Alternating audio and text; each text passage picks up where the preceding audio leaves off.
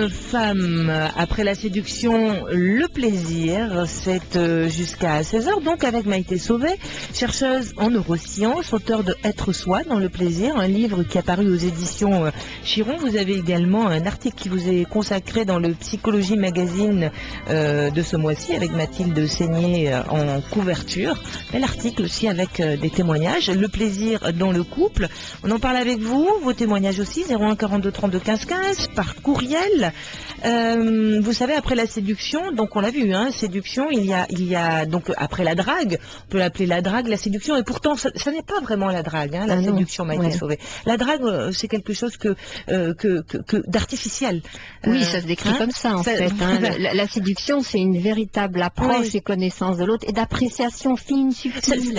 Oui, voilà, c'est ça. Ça va commencer par un intérêt. Oui. Et puis ensuite une attirance va se mettre en place. Une découverte importante de l'autre, parce que je vois les gens qui sont satisfaits, ils disent que dans le phénomène de la séduction, il y avait beaucoup d'échanges, d'échanges sur les aspects des sensations. C'est-à-dire quand vous racontez ce que vous avez vécu dans votre vie à quelqu'un, quand vous avez assez confiance en une personne pour lui dire des choses très sensibles de votre vie, eh bien vous êtes dans un échange de sensations et un échange de confiance, ce qui fait qu'après vous allez aller vers la sexualité et le partage de beaucoup d'autres choses qui vont aller très loin. Alors que si vous n'avez pas cet échange aussi psychologique et humain, vous n'arrivez pas, parce que vous n'allez pas vous lâcher prise complètement avec quelqu'un avec qui vous n'avez pas une confiance complète. La séduction, ça dure tout le temps de la relation, de l'un à l'autre. Ça veut dire même quand on est ensemble depuis 10, 15, 20, 25 et 30 ans. Est-ce que on a toujours cette séduction qui est là? Est-ce que c'est peut-être aussi un des facteurs de longévité d'un couple? Alors c'est effectivement assez difficile à produire dans le temps cet effet de séduction, c'est-à-dire que au début on peut le reproduire et au bout d'un moment c'est plus compliqué, mais on peut garder des aspects de séduction et ça va se transformer, c'est-à-dire qu'on peut apprécier la personne sous un certain nombre d'aspects, parce qu'il y a des gens aussi qui disent que au fur et à mesure du temps où le couple avance, ils s'apprécient de plus en plus. Ils découvrent d'autres aspects de leur personnalité. Et des choses qu'ils apprécient. Et je dirais que ça c'est frappant des couples qui marchent. C'est-à-dire que les couples qui s'écartent, il y en a, ils s'apprécient pas mal au début, puis au bout d'un moment, ils s'écartent. Tandis qu'il y en a d'autres, c'est carrément l'inverse. Et la question, c'est que la séduction, ça va être par moments. On ne peut pas être tout le temps dans la séduction, sur 10, 15 ans, 20 ans, mais on peut avoir un petit truc, un petit geste, un petit regard comme ça, que d'un seul coup, on remarque et qu'on n'avait peut-être pas vu avant. Oui, puis il peut y avoir des changements, des attitudes différentes, on peut recréer des choses, mais c'est bien de considérer qu'il y a des périodes un peu plates, où on peut avoir du plat pour justement repartir sur d'autres aspects, puis après on repart, c'est possible de repartir sur d'autres aspects et sur une évolution de sa personnalité. C'est-à-dire que c'est important que les évolutions de personnalité se correspondent, parce que le problème c'est que souvent elles ne se correspondent pas toujours, mais il peut y avoir des évolutions qui se correspondent. Nous accueillons Françoise. Bonjour Françoise. Bonjour. Vous avez 55 ans, Françoise. J'ai 56 ans et l'histoire qui m'est arrivée, j'avais 55 ans. Vous avez rencontré un homme? Un jeune homme de 19 ans à l'époque. Dans le cadre de votre travail? Voilà, je suis éducatrice spécialisée et nous accueillons des stagiaires. Donc je précise que des stagiaires, il y en a beaucoup qui passent. Oui. Et puis là, c'était donc il y a 1 an et ça a été une attirance, c'était très bizarre, comme si on était reliés par des fils invisibles. Et alors, autant lui que moi. Et c'était incroyable, quoi. À 55 ans, j'ai quand même des années derrière moi. Cette histoire-là, c'était incroyable. Je me disais, c'est pas possible, ça peut pas arriver. Et je voyais bien que lui aussi. Et ça a été un crescendo. Bon, bien sûr, par ma profession, j'ai des connaissances sur la séduction, sur plein de choses. Et donc, à la fin, je le regardais et je lui dis, mais on est dans un bain de phéromones. Et lui aussi disait, allez hop, hop, hop, le bain de phéromones. Mais quand vous dites, lorsque vous me dites à la fin, ça veut dire qu'il y a eu tout un travail de séduction et d'attente. Tout un travail de regard. Oui. Finalement, dans les mots, on ne disait que des banalités. On avait peur, je crois, l'un et l'autre de dire ce qui se passait. Vous aviez peur parce qu'il y avait une énorme différence d'âge? Oui, mais j'ai un fils qui a 1 an de moins que lui, je suis grand-mère. Donc c'est pour ça, quand vous avez parlé des hormones, j'ai la ménopause depuis peu, mais bon, je l'ai eu. Et donc, dans ma tête, c'était clair, ça pouvait jamais se produire. Et ça a été quelque chose d'absolument comme une lame de fond, comme une vague. Et donc, j'ai constaté sur mon... Donc, j'ai été un peu spectateur, j'ai essayé de prendre de la distance, et spectateur de ce qui m'arrivait. Et physiquement, il y a eu des changements énormes. J'ai eu des règles, peu abondantes, mais des règles. Ça a été quelque chose, je ne dormais plus, je ne mangeais plus. J'étais dans un état fantastique, quoi, de force.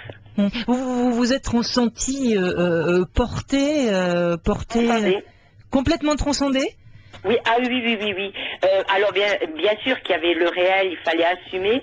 Et je me suis sentie, c'était comme dans un monde où il y avait, on avait aboli l'espace-temps. Voilà, il n'y avait pas de temps, il n'y avait pas d'âge, il y avait rien, il y avait simplement, même physiquement, enfin, ce que on était, peu importe, on était reliés. Vous avez eu une véritable aventure avec lui. Il n'y a pas eu uniquement cette rencontre. Vous avez eu ensuite une aventure sexuelle, hein? Non. Vous êtes resté dans un amour platonique. On a eu peur de la réalité. On a eu peur de ce qui pouvait. C'était impossible, quoi. Je veux dire. Et à la fois, donc, on en a parlé après, quand il a eu fini le stage, par téléphone, et on a essayé de décanter ça et de se dire, mais qu'est-ce qui est arrivé, quoi. Lui-même, à 19 ans, jamais il aurait pensé avoir ces sensations avec une femme qui avait l'âge d'être plus que sa mère, même. Vous l'aimiez? Est-ce que c'était de l'amour, l'un pour l'autre? C'était une connexion totale. Alors, je ne sais pas si on peut dire que c'est de l'amour. Et je précise que je travaille avec des résidents dans ce foyer, qui donc sont des adultes déficients mentaux profonds, et qui le plus évolué à 3 ans d'âge mental, et ils ont été sensibles à ça. C'est-à-dire qu'ils ont ressenti qu'il y avait quelque chose entre... Il y avait un fil invisible qui vous reliait tous les deux, c'est cela, Françoise? Oui. Même les déficients, il y avait quelque chose qui boostait, c'était incroyable. Est-ce que vous savez pourquoi il n'y a pas eu de relation sexuelle entre vous? Pourquoi vous n'êtes pas allé au bout de cette aventure? Ça a vraiment été le barrage, la barrière psychologique par rapport à l'âge, ou parce que est-ce qu'il n'y avait pas aussi une peur, en fait, que après ça, tout retombe? Peut-être que le passage à l'acte aurait détruit ça. Peut-être, en fait, ça a été sur le point, parce que on est allé pour s'embrasser, c'était douloureux même à la fin. Lui savait qu'il partait. On se regardait, ça passait par des regards, mais c'était quelque chose d'absolument incroyable. Et on a été pour s'embrasser, et d'un coup, il y a eu non, il faut pas. Il est où aujourd'hui? Il est parti? Donc, il est venu dans le lieu dans lequel je travaille pour dire qu'il avait réussi les examens. Donc, récemment, il y a deux mois. Et alors, quand vous l'avez revu, il y avait toujours ce fil invisible, ce lien aussi fort? Oui. Oui, et là donc il s'est éloigné parce que c'est plus l'âge. Lui comme moi, on a eu peur. Peur de ce comment dire, c'est difficile à exprimer ça. Vous n'avez pas peur de le regretter, de pas être allé au bout de cette histoire, Françoise? Vous n'avez pas peur d'avoir un regret tout le temps? Oui, je me suis dit après tout, enfin, c'est stupide, c'était tellement.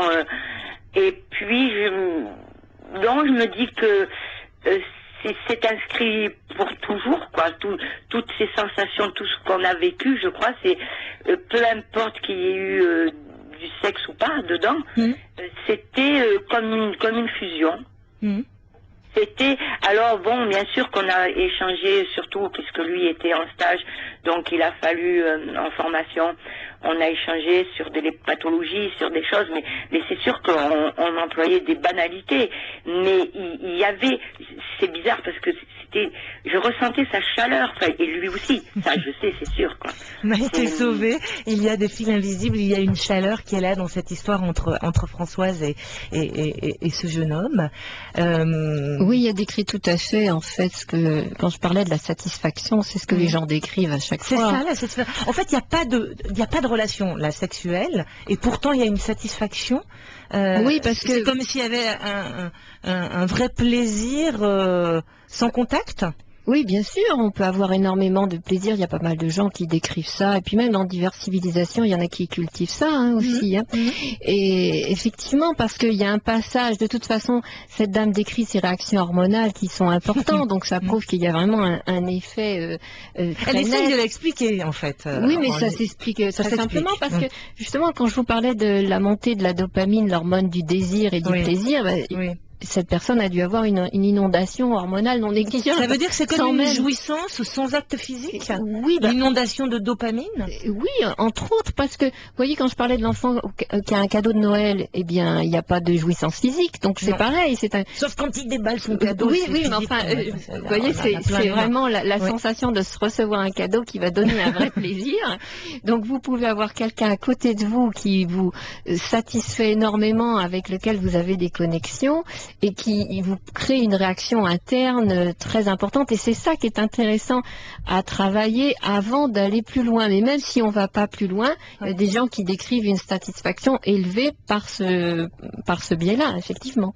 On fait une petite pause, et puis après vous allez vraiment nous expliquer ce que vous entendez par satisfaction, parce que je crois que c'est important.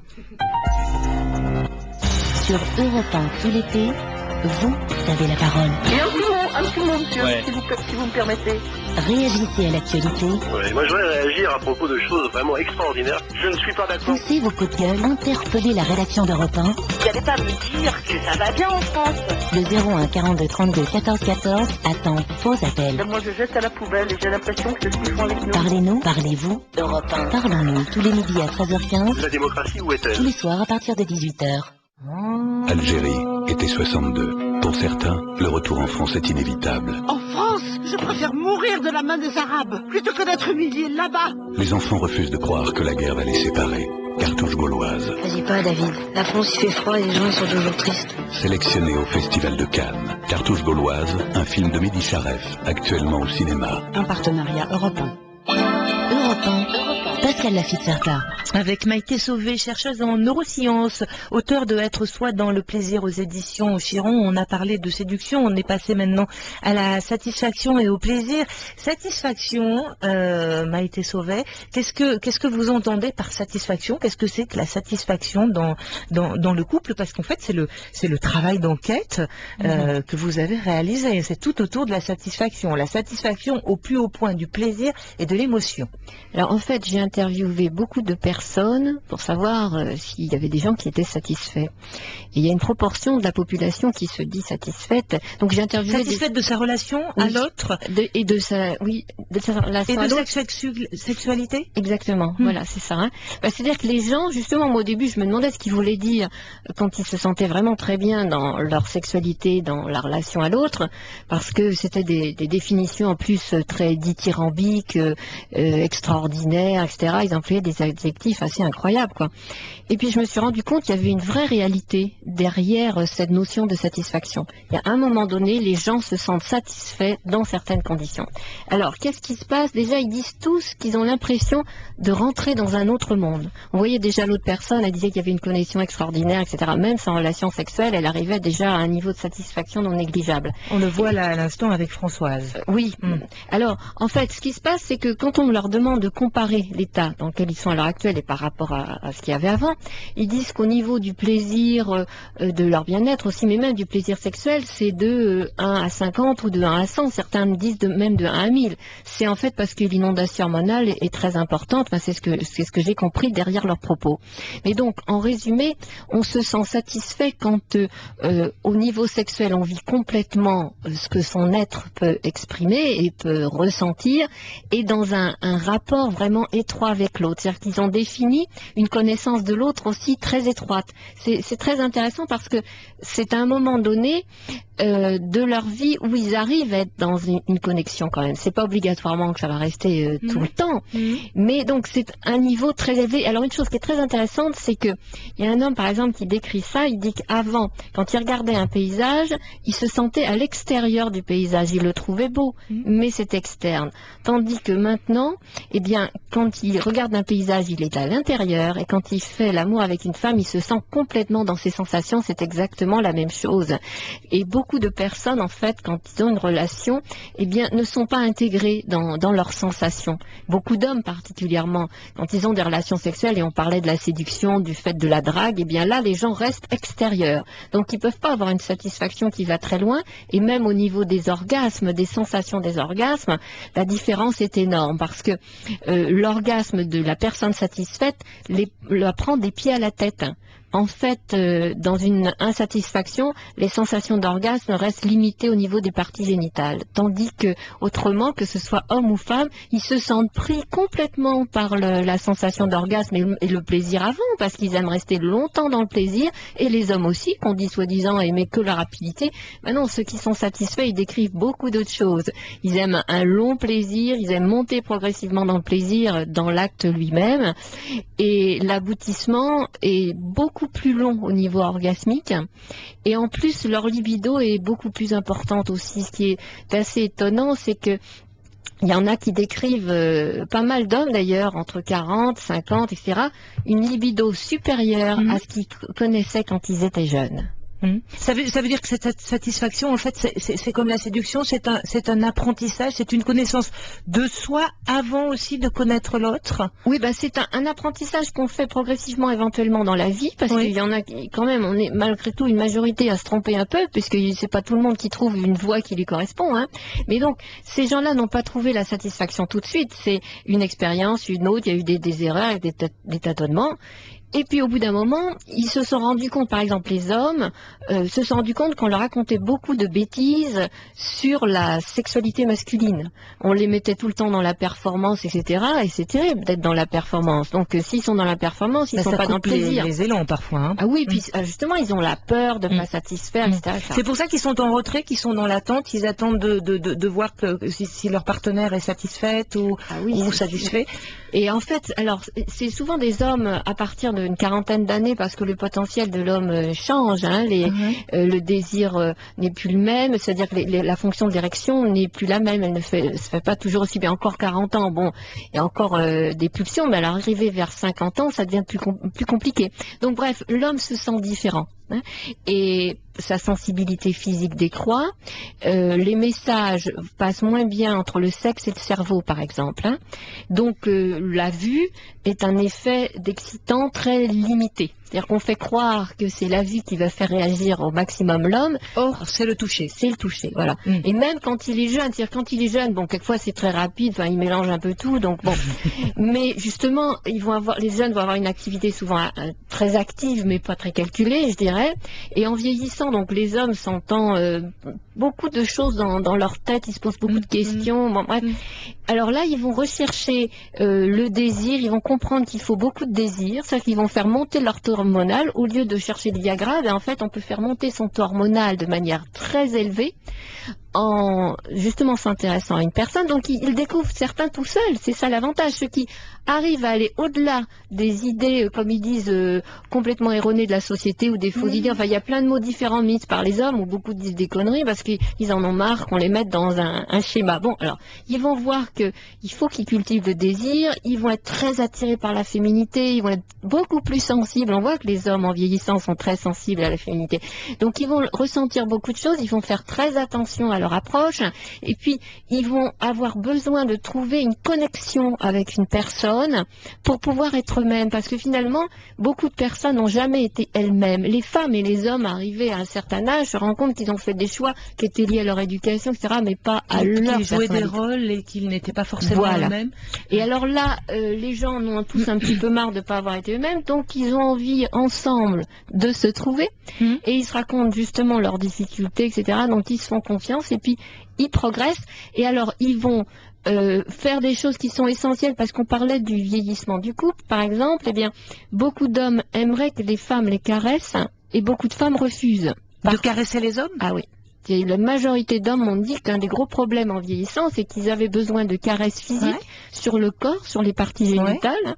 Et c'est une réalité biologique parce qu'ils en ont énormément besoin. On a compris que la vue ne suffit pas, donc c'est le toucher. Voilà. Et en fait, une majorité... Et pourquoi? Vous savez pourquoi vous avez posé des questions? Je pense que c'est bizarre, mais je pense qu'elles ne réalisent pas. Et je crois que l'homme la femme aussi a besoin d'être caressée. Oui, mais alors ça, elle trouve normal d'être caressée. Mais comme disent les hommes, la plupart des femmes, quand dans une relation, elles attendent. Elles attendent que l'homme s'occupe d'elles. Donc, il y a une éducation qui donne l'impression que tout le plaisir doit venir de l'homme, mais les hommes, eux, attendent autre chose. Même les jeunes, en fait, ils ont énormément besoin de caresses, même au bout de quelques mois, comme ils disent, bon, bah, une fille jolie, même ici, ils ont dans leur lit un canon super, eh bien, au bout de quelques mois, ils ont quand même besoin que le canon, entre guillemets, soit une vraie personne qui s'occupe d'eux, de leurs sensations, etc. Donc, en vieillissant, c'est encore plus important, et ils vont trouver des personnes qui vont comprendre, à deux ils vont comprendre des choses, ils vont se caresser mutuellement, et donc ils vont aller très loin dans les sensations. Puisqu'on est dans la sexualité, on y reste avec Stéphane, et puis après on ira voir Maud pour être un tout petit peu plus Maud dans la séduction et dans, vous savez, ce temps de cet avant cette rencontre sexuelle. Stéphane d'abord, bonjour Stéphane. Oui, bonjour Pascal, bonjour à votre invité. Oui. Bonjour. Oui, alors je souhaite faire partager un petit peu mon expérience avec mon épouse. On est donc mariés depuis bientôt 10 ans. Donc on s'est connus relativement jeunes, et mon épouse n'a pas eu d'expérience sexuelle avant de me rencontrer. Oui, vous avez 35 ans, votre épouse a quel âge aujourd'hui Stéphane? 30 ans. Voilà, vous aviez 20 et 25 ans donc lorsque vous vous êtes mariés? Absolument. Et vous aviez fréquenté. Alors j'étais plutôt. C'est un vieux terme, mais il est joli, fréquenté. Vous étiez ensemble depuis longtemps? Alors on est ensemble en fait depuis 14 ans maintenant. On a attendu quelques années avant de se marier. On a fait 3 enfants. Oui. Donc ils sont assez jeunes, 2 ans, 4 ans et 6 ans. Et depuis quelques temps, notre couple n'allait plus trop bien, comme ça peut arriver lorsqu'on a des enfants rapprochés, et notre sexualité s'en est ressentie. Si bien que ça se limitait à des rapports purement physiques. Il n'y avait plus tellement de sentiments. Et ça veut dire pratiquement hygiénique, lorsque vous me dites physique. C'est plus, c'est le terme le plus approprié. Et donc on était en phase de se séparer il y a quelques mois. Et par chance, on a un peu provoqué cette chance, on a découvert les jeux sexuels avec des accessoires. Donc en discutant avec des amis, dans des soirées, bref, je vous passe les détails. Et donc on a découvert les jeux sexuels, et ma femme était assez réfractaire à ce genre de pratique.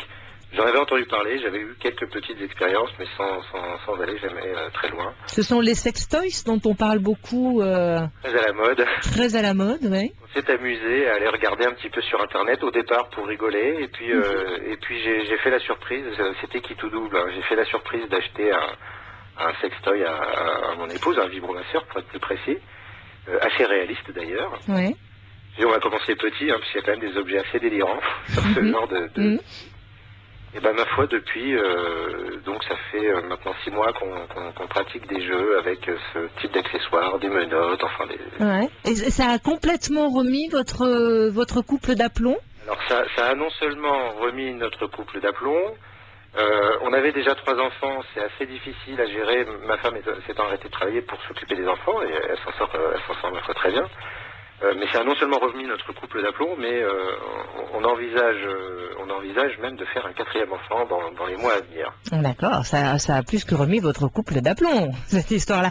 Et ça me fait penser à un film, 7 ans de mariage. Alors, je ne sais plus qui sont, vous l'avez vu peut-être, Maïté Sauvé, mais le film, c'est un super film, hein. Oui.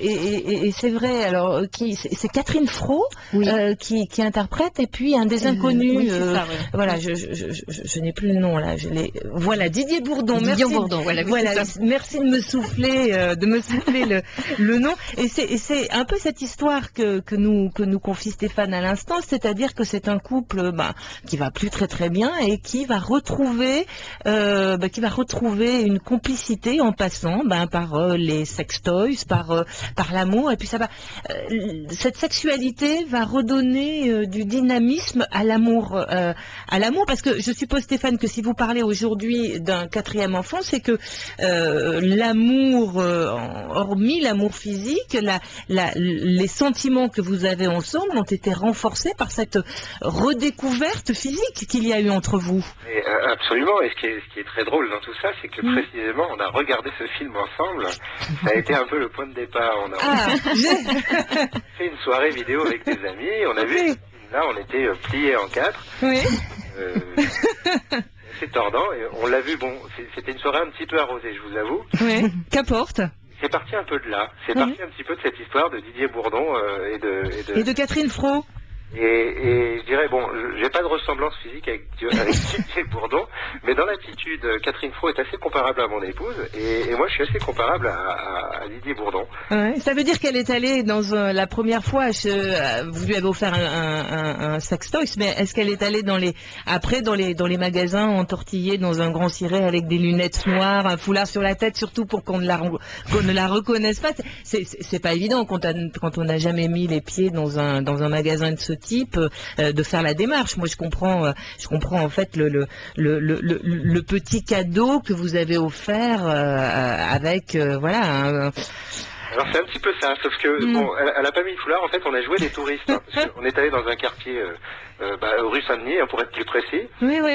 Il y a des endroits assez glauques, mais on s'est dit, bon, tant qu'à découvrir ce genre de choses, autant aller dans un truc glauque pour voir à quoi ça ressemble. Et on y est allé ensemble, mais avec des dégaines de touristes, genre on n'est pas du coin, c'est pas grave. Et on s'est vraiment marré, quoi, parce qu'on a vu des choses assez incroyables. Et la complicité, enfin, Maïté Sauvé, elle démarre là, elle démarre dans le fait qu'ils se marrent ensemble en allant acheter un godemiché. Hein. Oui, parce que, en fait, godemiché ou pas godemiché, je dirais, la question qui s'est passée, c'est qu'à un moment donné, ils sont rapprochés l'un de l'autre et ils se sont occupés de l'un de l'autre, parce que quand vous parliez avant d'une sexualité hygiénique, en fait, c'est que ça devait être très basique, classique, quoi, je dirais. En tout cas, sans envie, sans plaisir, sans côté ludique. Oui, puis même, c'est pas seulement le côté ludique, je dirais, c'est vraiment l'attention aux sensations de l'autre. Parce que quand je parlais de ça avant, dans beaucoup de couples qui ont démarré justement assez jeunes et qui sont restés longtemps comme ça, eh bien, il y a une sexualité, mais qui est un petit peu mécanique, il n'y a pas eu toujours suffisamment de découvertes, même au départ, en fait. Hein. Et il y a un moment donné où il faut aller beaucoup plus loin pour satisfaire la personne, même au niveau sexuel, parce que hommes et femmes sont souvent insatisfaits au niveau sexuel. Donc je dirais que dans le cas présent, il apparaît que les sextoys, ça a été l'élément qui a permis de découvrir d'autres choses. Mais ça aurait pu arriver sans sextoy, simplement avec de l'imagination. Mais disons que ça fait aussi peut-être un petit catalyseur, quoi. Hein. C'est une belle histoire, en fait. Oui, c'est intéressant. Mais ça aurait pu arriver, par exemple, en décidant de faire des séances de massage, par exemple, des séances de caresses. Il y en a qui font ça ou qui font d'autres choses dans différents domaines, qui essayent des caresses sur le corps pendant très longtemps et sur les parties sexuelles, etc. Puis pouf, ils redécouvrent aussi toute une autre sexualité et ils se regardent mutuellement. C'est ça, hein, c'est qui est le fond de l'histoire, quoi. 01 42 32 15 15 avec vos témoignages.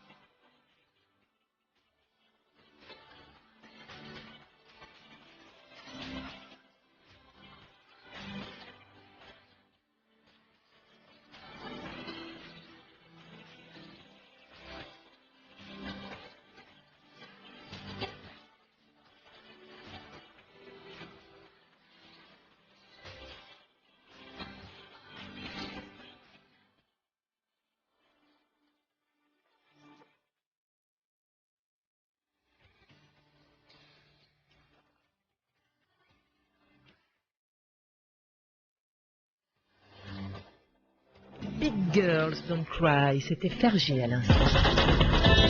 Pascal Laffitte-Certa sur Europe 1. Avec vos témoignages pour parler au 01 42 32 15 15, notre invitée Maïté Sauvé est chercheuse en neurosciences et auteure de Être Soi dans le plaisir.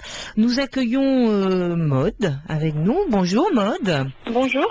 Racontez-nous comment ça s'est passé avec votre chéri, la mise en place de l'histoire entre vous deux.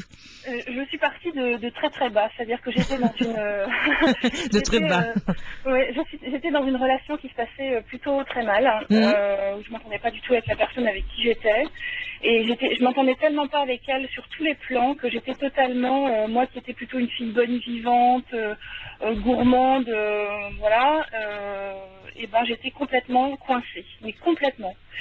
Et puis, dans le cadre de mon travail, j'ai rencontré donc mon chéri, une rencontre professionnelle, et il m'a serré la main, et j'ai senti quelque chose qui est passé, mais énorme, un espèce de flash, une lumière dans mon cerveau, je sais pas, mais comme si je nous voyais tous les deux vivre ensemble. Et ça a duré un dixième de seconde, quoi. Donc ensuite, on est resté dans un cadre professionnel. Lui m'a fait comprendre qu'il avait envie de m'inviter à dîner, qu'il trouvait toujours des excuses pour m'appeler au travail, etc. Et puis j'ai fini par craquer, je me suis laissée inviter à dîner, et la séduction a été comme ça pendant 6 mois, c'est-à-dire qu'il m'a invité à dîner, il m'a invité au restaurant, il m'a demandé de retourner l'invitation à dîner parce que c'était pas juste que ce soit toujours lui qui invite à dîner, enfin du moins que ce soit lui qui fasse le premier pas. Donc j'ai tenté moi aussi de l'inviter à dîner, et puis voilà, ça a duré comme ça, et au bout de 6 mois, je suis totalement tombée dans ses bras. 3 jours après la rupture avec la personne avec qui ça ne se passait pas bien. Et en fait, on est un couple normal, hein, qui a des hauts, des bas, qui dispute, etc. Mais je n'ai jamais été aussi heureuse de ma vie. Je suis totalement épanouie, sur tous les plans. Je suis heureuse dans ma tête, bien dans mon corps, bien dans mon peau, bien dans ma peau, même avec 10 kilos de plus qu'il y a 3 ans. Je me sens épanouie sexuellement. En fait, quand il pose sa main sur moi, je ressens une chaleur mais énorme. J'adore l'odeur de sa peau, qui est mélangée avec l'odeur de son parfum. C'est comme si, quand il me prenait dans ses bras, j'ai le sentiment d'être dans un autre monde, quoi. C'est merveilleux, quoi. Les 6 mois de séduction, à votre avis, ont mis ça en place. Il a fallu ces 6 mois-là pour que vous arriviez à avoir une telle, c'est peut-être pas fusion, mais une telle satisfaction l'un de l'autre et l'un avec l'autre. Oui, en fait, j'ai toujours pensé avant que je me suis, on va dire qu'entre mes 20 ans et mes 27 ans, je me suis bien amusée, quoi. J'ai bien profité de la vie, je me suis bien amusée. Et j'avais jamais vécu cette séduction avec autant de temps, autant de choses qui se mettaient en place, etc. Et à chaque fois, ça a été des histoires qui se sont soit mal terminées, soit j'étais pas comme je le suis aujourd'hui. Et en fait, j'ai l'impression qu'effectivement, avec les 6 mois de séduction qui se sont passés, j'ai l'impression que s'il n'y avait pas eu ces 6 mois, si j'avais cédé dès le premier soir, en fait, si on avait couché ensemble dès le premier soir, je sais qu'une semaine après, je l'aurais plaqué, je lui aurais dit non, j'ai plus envie de te revoir, quoi. Et en fait, là, le fait qu'il y ait eu ces 6 mois, que j'ai le sentiment que ça m'a laissé le temps de réfléchir, le temps d'appréhender les choses, parce que pourtant, c'est une situation qui n'était pas facile, parce que moi, déjà, j'étais avec quelqu'un avec qui ça ne fonctionnait pas, et lui, de son côté, était en instance de divorce, 10 ans de plus que moi, et 2 enfants. Donc moi je me disais, oh là là, mon Dieu, et si je me mets dans une histoire comme ça, si ça marche, dans quoi je m'embarque, parce que il y a 2 enfants, ce ne sont pas mes enfants, est-ce que je vais m'entendre avec eux, il est divorcé, est-ce qu'il n'a pas des habitudes de vieux garçon, le fait qu'il ait 10 ans de plus que moi, enfin j'avais des tas de préjugés, des tas d'a priori, et puis en fait j'ai découvert que le soir où j'ai craqué, il m'a invité donc au restaurant, dans un super resto-taille à Paris, et je n'ai rien mangé, mais rien.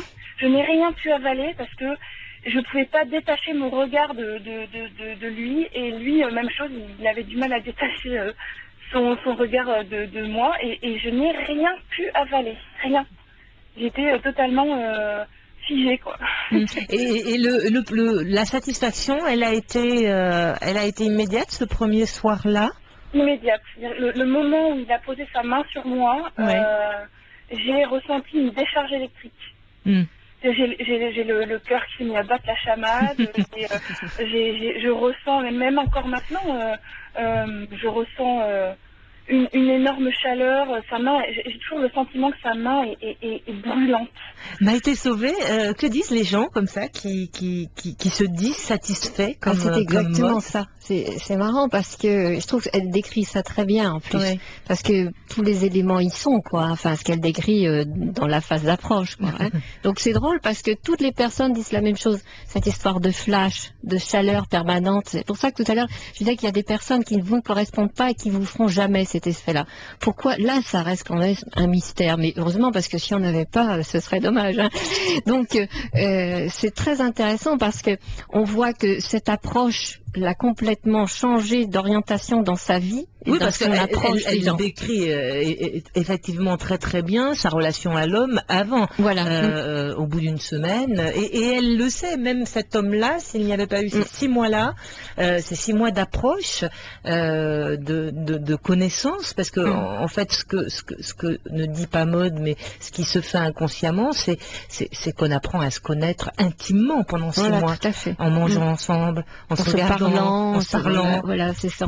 On apprend tout de l'autre, en fait, quelque part inconsciemment. Alors, si on est disposé à faire attention à l'autre, ça va fonctionner. Parce qu'il y a aussi des gens qui vont faire ça, qui vont avoir un flash, mais ils vont trop projeter leurs propres attentes. Et ils vont quand même peut-être être en déphasage. Ça veut dire qu'ils se font un cinéma et que... Oui, voilà, quelquefois les gens vont se faire un cinéma qui est en décalage. Par contre, ceux qui sont satisfaits, c'est que justement, ils sentent très bien l'autre et ils ont un cinéma qui correspond à l'autre. Et en plus, ils vont se révéler mutuellement. C'est-à-dire qu'ils vont pas être dans une fusion de perte d'identité, mais dans une fusion où ils vont être eux-mêmes. Elle décrit bien ça. Dans son autre relation, elle n'était pas elle-même, et là, elle est épanouie, elle est elle-même, etc.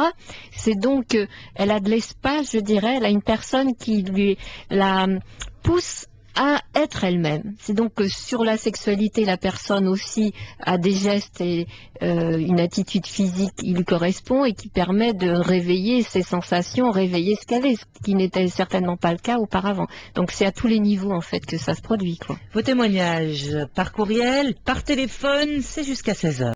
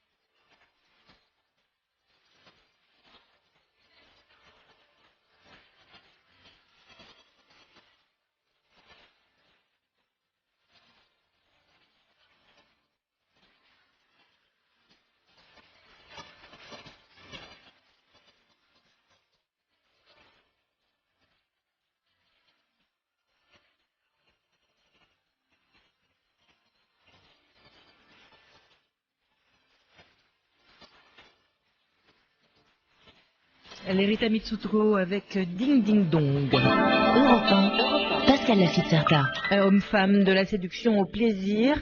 Maïté Sauvé nous accompagne pour en parler.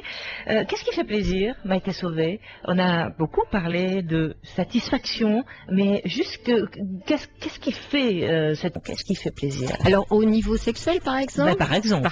Oui. Alors déjà, c'est de savoir un peu comment fonctionne l'homme et la femme et le découvrir. En général, on ne sait pas tout, mais il y a des gens qui font attention à l'autre et qui découvrent vraiment le vrai mode d'emploi, je dirais. Alors, en ce qui concerne les hommes, c'est intéressant que les femmes sachent d'une part que éjaculation et plaisir masculin, c'est pas obligatoirement synonyme. C'est-à-dire que c'est pas parce qu'un homme a éjaculé qu'il a joui. C'est-à-dire qu'il a besoin. Et inversement, il peut jouir sans éjaculer? Oui, aussi, tout à fait. Il peut avoir des orgasmes, surtout en vieillissant. C'est important que les hommes puissent avoir du plaisir sans éjaculation de temps en temps, parce que l'éjaculation fatigue, etc. Enfin, je veux dire, le potentiel n'y est pas toujours pour ça, et c'est pas nécessaire. Donc, c'est intéressant que la femme connaisse cet aspect des choses, et donc caresse beaucoup l'homme et s'organise pour lui donner du plaisir, en caressant surtout son corps aussi, parce que, par exemple, quand on caresse un corps lentement, en l'effleurant un peu, eh bien, il y a une libération de l'hormone de l'orgasme, l'ocytocine, par exemple. Donc, on peut déjà avoir... Qui envahit le cerveau, donc. Oui, et tout l'organisme. Tout l'organisme. Et ça prédispose à avoir beaucoup plus de plaisir après, quand on fait complètement l'amour. C'est-à-dire que ça organise mieux la montée de l'érection, et les sensations de plaisir vont être largement plus élevées. Alors, dans l'autre sens, c'est important que les hommes soient au courant de la façon de caresser une femme, parce que la plupart, je dirais, passent à côté de ce qu'il faut faire. Au sens où ils font par exemple une caresse clitoridienne, mais très succincte, pour un petit peu détendre la femme, mais ils l'interrompent très rapidement pour après aller dans la pénétration. Et les femmes ont un plaisir, je dirais, assez variable dans la pénétration, mais il y a quand même que 30% des femmes qui connaissent l'orgasme vaginal, et encore souvent, c'est même pas ça qu'elles décrivent vraiment. Donc il en reste 70%. Voilà, et puis normalement, ce qu'on peut obtenir, toute femme, normalement, on peut être multi-orgasmique, et c'est pas si difficile que ça. Mais la seule chose, c'est qu'il faut savoir que, d'une part, la caresse du clitoris provoque des contractions vaginales, et ce sont ces contractions qui vont donner du plaisir, à la fois l'orgasme clitoridien et du plaisir vaginal. Mais celle-ci, on s'en occupe très peu. Or, c'est le nerf de la guerre, je dirais. Et il y a alors, la première chose que j'ai quand même pas dit qui est très importante, c'est que le désir et l'inondation hormonale dont on parlait avant, et tout ce flash, là, cette électricité entre les gens, ça va faire une dilatation chez la femme des zones orgasmiques, et des points orgasmiques en particulier, et des points orgasmiques du vagin. Pas seulement le point G dont on parle beaucoup. Ah oui, moi j'ai appris dans votre ouvrage qu'il y en avait plein de points. C'est un alphabet dans le vagin. Oui. On part du G, on passe par le A, et il y en a d'autres. Oui, et justement, alors c'est fantastique parce que la femme a une capacité de plaisir extraordinaire.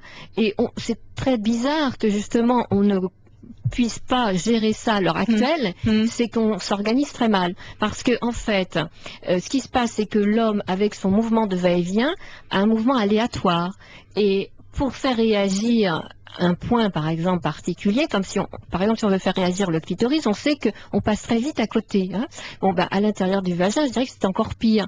Donc, si on ne s'occupe pas des contractions vaginales, c'est-à-dire que les contractions vaginales, quand elles enserrent le pénis, eh bien, si elles sont actives, je dirais, eh bien, le pénis va agir dessus. Ça veut dire que c'est donnant-donnant, il y aura plus de plaisir pour l'homme et plus de plaisir pour la femme. Pour la femme, c'est-à-dire que si l'homme continue à caresser le clitoris de la femme pendant la pénétration, ou si elle-même se caresse, eh bien, il va y avoir des contractions qui vont agir sur le pénis, et automatiquement, les sensations vont être meilleures, et pour les deux. C'est un mode d'emploi que vous nous donnez là. Oui, je dirais que c'est la base, et bizarrement, personne n'en parle, parce qu'on va vous dire, on va mettre... C'est pas facile d'en parler comme ça. Ça dépend, c'est-à-dire qu'on est dans une société qui parle de libération sexuelle. Une société qui montre du sexe, en tout cas à la télévision et un peu partout, mais qui n'en parle pas. Non, c'est ça, elle ne parle pas des choses essentielles, parce que ça c'est absolument fondamental, alors qu'on va parler de choses même qui sont déviationnistes, qui sont, je dirais, même pas saines. Tandis que là c'est quelque chose de complètement naturel, où les gens se sentent très bien, et ils ont un sentiment d'eux-mêmes très élaboré, une identité féminine masculine qui se développe de manière manière incroyable. Donc ils ont un sentiment magnifique, c'est ça qui donne la satisfaction, quand les gens s'occupent de ce que chacun ressent, et que justement ils prennent le temps de caresser suffisamment l'autre et de faire réagir tous les espaces qui peuvent faire réagir. On a parlé, Maïté Sauvé, avec vous de plaisir, de jouissance masculine sans forcément d'éjaculation. René nous retrouve et je pense qu'il va confirmer ce que vous nous disiez, Maïté Sauvé. René, bonjour. Oui, bonjour. Bonjour à votre invité. Bonjour. Vous nous dites Voilà. qu'on peut rencontrer une forme de jouissance cérébrale sans pour autant qu'il y ait sexualité. Exactement. Moi, j'ai 49 ans. J'ai rencontré dans le cadre de mon travail une jeune femme de 26 ans. Oui. En plus, une jeune femme très séduisante. Donc, il y avait tous les éléments faits pour retomber dans un jeu de séduction classique. On ne s'est pas situé dans ce jeu de séduction classique. Bon, c'est une jeune femme qui a eu un passé, on va dire, assez lourd. Donc elle a été aux prises un peu, ce que je qualifierais moi des prédateurs. Et on a construit une relation vraiment cérébrale. Alors amitié, amour, je sais pas, tout ça, ça fusionne un petit peu, je veux dire. Mais on est vraiment devenus, je dirais, les meilleurs amis du monde. Et moi, ce que j'ai pu lui dire, c'est que c'est vraiment depuis que je l'ai rencontré que je me suis révélé à moi-même. Vous disiez tout à l'heure que souvent on cherche la personne qui vous fait révéler à vous-même, qui fait qu'on n'est pas obligé tout le temps de jouer un jeu, de remplir un rôle. Ben là, quand je suis avec elle, je me sens moi-même, je me sens épanoui et franchement, j'éprouve pas le besoin d'aller plus loin, quoi. On en a parlé ensemble, puisqu'on n'est quand même pas des... Vous n'êtes pas des gamins, oui, mais pourquoi vous parliez de jouissance cérébrale? Est-ce que vous avez un réel... On a parlé de bain de dopamine, hein, c'est cela, vous avez ce sentiment qu'il y a un bain en vous qui vous donne une satisfaction? J'ai l'impression d'être dans la fusion. J'ai l'impression d'être avec, peut-être pour la première fois, c'est peut-être dur pour mon épouse, malheureusement, quelqu'un qui me comprend, qui comprend qui je suis, comment je suis construit, comment je fonctionne, avec mes défauts, mes qualités, tout ce qui fait l'étendue de ma personnalité. Ouais. Ce qui vous permet en fait d'avoir cette relation sans avoir une vraie, sans vraiment tromper votre femme, du coup, René. Sauf que, est-ce que vous avez le sentiment de la tromper? C'est un autre sujet, vous allez me dire, mais... Non, mais je peux répondre. Je pense que sur un certain plan, il y a tromperie, je pense. Sur un certain plan, il n'y a peut-être pas tromperie sur le plan physique, uniquement sexualité, mais je pense que l'être humain, il n'est pas fait que de sexualité, et de toute façon, la sexualité est imbriquée aussi avec beaucoup d'autres éléments, et c'est vrai que sur ce plan cérébral, on peut considérer en étant honnête qu'il y ait tromperie. Oui, tout à fait. Je vous laisse réagir à ce témoignage de Oui, René. moi, j'aurais une attitude un peu plus déculpabilisante parce que c'est normal d'essayer d'être soi-même, et je pense que même dans votre relation avec votre femme, si vous pouvez vous trouver vous-même quelque part, vous pouvez gérer un certain nombre de choses de manière plus équilibrée, et ça n'empêche pas d'essayer d'avoir une relation avec sa propre femme qui aille plus loin. C'est-à-dire que c'est pas interdit à la femme elle-même d'essayer de comprendre son mari, arriver à un certain stade, et d'essayer de créer un autre lien aussi. Donc je veux dire, c'est une évolution normale, je crois, dans les couples, et c'est déjà pas mal d'arriver à avoir cette attitude, je dirais, d'intérêt cérébral, parce que si on s'interdit tout, on n'en finit plus aussi, hein. Donc je comprends les scrupules, mais je crois que c'est quelque chose quand même de magnifique, et c'est fantastique à un moment donné de découvrir ça dans sa vie. Vous dites que dans l'attente, hein, dans cette attente dont on parlait, il n'est pas question de fusion, mais au contraire d'appréciation des différences. On a le sentiment que ça va un peu à l'encontre des idées reçues par rapport à cette satisfaction. Même là, hein, René a employé ce terme de fusion. Or, il n'est pas question de fusion dans cette satisfaction. Ben si, mais en fait, il a bien dit lui-même qu'il se sentait lui-même comme jamais il s'était senti. Donc c'est une fusion qui le révèle à lui-même. Et c'est ça, je dirais, ce que les gens inventent à l'heure actuelle, puisque avant on parlait d'une fusion de perte d'identité. On ne fait plus qu'un. On disait ça tout le temps. Dans le temps, le couple, c'est une personne, quoi. Mais non, c'est pas ça. C'est au contraire, les gens se sentent bien quand ils sont deux individus qui restent deux individus qui sont conscients l'un de l'autre et qui s'intéressent mutuellement l'un à l'autre. Et les gens se disent qu'ils se trouvent eux-mêmes. Et c'est exactement là, en fait, qu'il a décrit. C'est ça qui est bien. On a un témoignage et une question qui vous est posée. Alors directement, je tenais à vous la poser tout de même parce qu'elle est importante. C'est l'histoire de Catherine qui nous dit qu'elle a 3 enfants en bas âge, qu'elle connaît son mari depuis très longtemps, qu'il n'y a pas eu de phase de séduction quand ils se sont rencontrés, que tout est allé très vite. Elle dit on s'aime aujourd'hui mais on n'est pas amoureux. Il manque la magie. Vous voyez, cette petite. En fait, c'est ce qu'on n'arrive pas à expliquer depuis peut-être depuis le début de cet entretien ou en général dans la vie. Et elle se demande s'il est possible de vivre cette phase de séduction qui nous fait défaut aujourd'hui, c'est-à-dire de faire marche arrière. Vous voyez, de mettre la machine en route après coup. Est-ce que ça peut se faire? Tout à fait. Oui, et il y en a quand même qui l'ont fait, ça existe. C'est-à-dire qu'il faut quand même avoir une démarche pour arriver à ça. Hein. Une vraie volonté? Ah oui, une vraie volonté. On sent qu'elle l'a, Catherine. Et une attitude qui va correspondre, parce qu'il faudrait trouver ce qui va correspondre à chacun. Il faut aussi que l'autre soit d'accord pour essayer de trouver quelque chose dans ce sens-là. Mais c'est possible en prenant un petit peu de distance et en essayant de voir ce qui correspond. Et là, on va retrouver de la magie. S'ils n'en ont pas eu avant, rien n'empêche d'en trouver un jour, en fait.